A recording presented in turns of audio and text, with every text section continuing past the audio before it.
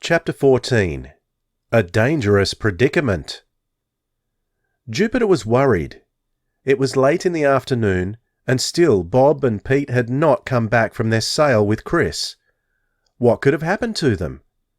He got up from the desk where he had spread out all Bob's papers and the notes he had added to them. He plucked a tissue from the large box Mrs. Barton had provided. Staring out of the window, he inspected the north end of the bay. There was no little sailing boat in sight. Mrs. Barton came in, bringing a glass of milk and some cookies. "Maybe you'd like a snack, Jupiter," she said. "Lands, aren't those two boys back yet? Where can they be?" "I don't know," Jupiter said, shaking his head. "They said they'd be back for lunch, and they're very reliable. Maybe they're in some trouble." "Now it doesn't pay to worry," the woman said. "Maybe they started fishing off one of the rocks and forgot the time." She bustled out. Jupiter sat down and munched the cookies while he looked at his notes. In his mind he tried to sum up the facts. 25 years earlier, poor Sally Farrington's death and a ridiculous joke made by some boys had started the legend of a phantom on Skeleton Island. For many years it apparently hadn't been seen. Then, beginning about 10 years ago, it had been reported quite often, but always by an unreliable group of fishermen. As a result, no one went to Skeleton Island. Then the movie company had come to fix up Pleasure Park and shoot some scenes there. They had run into a campaign of theft and sabotage that Jupiter felt sure was intended to drive them away. Were the stories of the ghosts somehow connected with the harassment of the movie company, or weren't they? Jupiter was still struggling with this question when the door opened. Jeff Morton came in, looking very upset. "Jupiter," he said, "have you seen Chris Marcos?" "Not since breakfast," Jupiter answered. "Pete and Bob went sailing with him. They haven't come back yet." "Sailing all day?" Jeff exclaimed, his freckled face pink with anger. "But they borrowed 2 sets of aqualung equipment from me this morning and said they wanted to practice diving." His features darkened. "Do you suppose they're out diving with that crazy Greek kid looking for treasure?" He and Jupiter stared at each other in growing alarm. "We'll have to go and look for them," Jeff said. "Something may have happened to them. If anything has, on top of what's already happened." He didn't finish the sentence, but he looked grim. "Come on, Jupiter. Let's get going." Jupiter forgot about his cold, forgot about the mystery, and everything else but finding Bob and Pete and Chris. He followed Jeff down to the waterfront, where a small boat with an outboard motor was tied to the pier.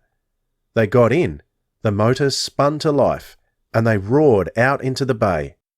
Jupiter wanted to ask Jeff what he meant when he started to say, "on top of what's already happened," but he was obviously in no mood for conversation. In any case, the roar of the motor made it difficult to talk.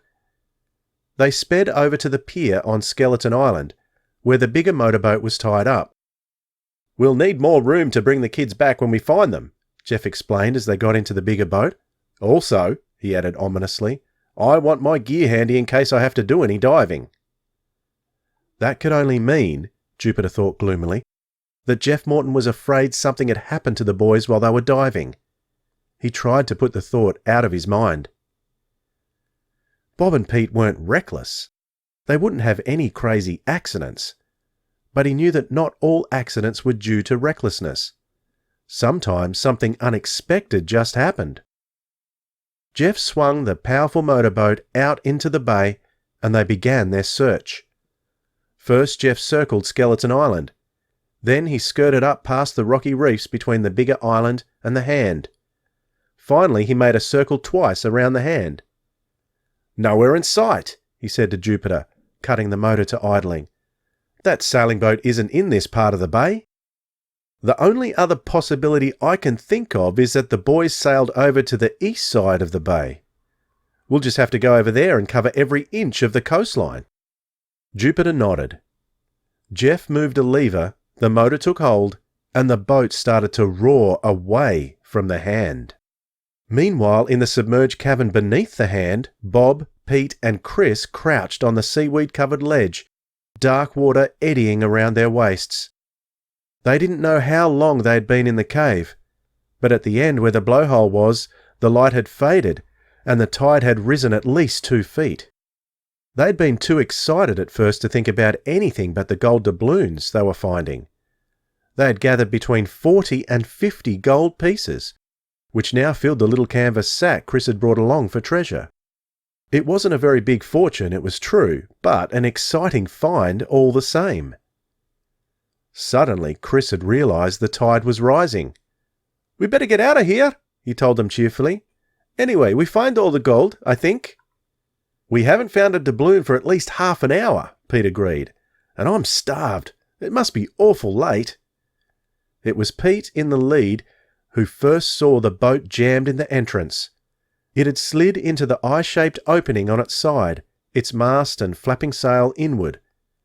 The movement of the water had ground it into place and caught the tip of the mast in a crack in the rock. Pete's flashlight picked up every detail. Less than a foot of space was left between the boat and the rocks. They couldn't possibly scrape through there. They were trapped. Together, Pete and Bob swam against the boat and pushed. All they did was push themselves backwards in the water. The boat didn't budge. At that moment, Chris came shooting between them. He saw the boat at the last minute, hesitated just long enough to take in the situation, then turned and swam desperately back into the cave. He had to surface and get another breath before the air in his lungs was exhausted. Pete and Bob suddenly remembered that their own air was running low. They made another effort to push the sailing boat out of the way, with the same lack of success. Then they followed Chris. A couple of minutes later, they were all crouched on the ledge. "Golly, we are in a jam," Chris said. "Tide has the boat wedged in tight." "It sure has," Pete said glumly. "Who'd ever expect a thing like that to happen?" "I noticed the tide was moving the boat earlier," Bob put in, "but I never expected it to push it into the entrance. What are we going to do?" There was a long silence. Then Chris said, "Tide is coming in now, pushing boat in. Maybe when tide goes out, water will push boat out again. We must hope so, I guess." "But the tide won't turn for hours yet," Pete groaned. "And when it does, suppose the boat doesn't move." "We've got a bigger problem than that," Bob said. "Bigger problem?" Chris repeated. "What do you mean?" "Look!" Bob flashed his light upward. Just above their heads arched the roof of the cavern, wet and slimy with seaweed. "See?" Bob said. "When the tide rises, this cave gets full of water. If we wait for the tide to turn, we'll be underwater." The rising water gurgled as it lapped around them. Nobody had anything to say. They knew Bob was right. At that moment, in the motorboat that was speeding away from the hand, Jupiter gave a yell.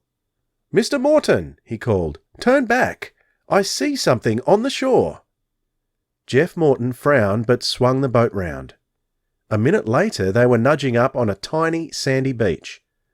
Jupiter was out of the boat and running along the shore towards the rocks where he'd glimpsed the boys' clothes. By the time Jeff secured the boat and joined him, Jupe was excitedly rummaging through the now dry clothing. "All their clothes," he told Jeff. "They must still be here somewhere. Maybe they're diving on the other side of the hand. I'll go and see." Jeff Morton stared at the clothes in perplexity.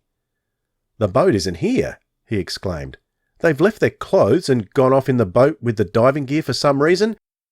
But Jupiter wasn't there to listen.